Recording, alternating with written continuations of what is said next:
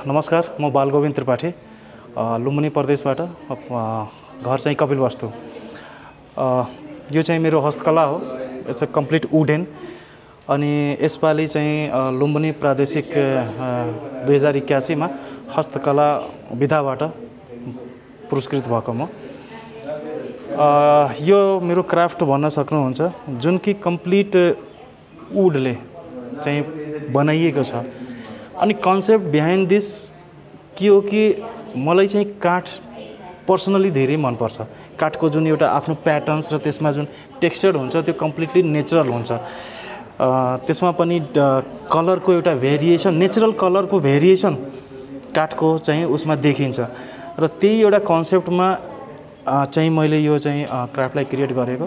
अनि खास यो चाहिँ एउटा सब्जेक्ट मैले के उठाएँ कि यहाँ तपाईले हेर्न सक्नुहुन्छ, एलिफेन्टको एउटा फेस छ एब्स्ट्रेक्ट फर्ममा, अनि तल चाहिँ बुद्ध भगवान हुनुहुन्छ।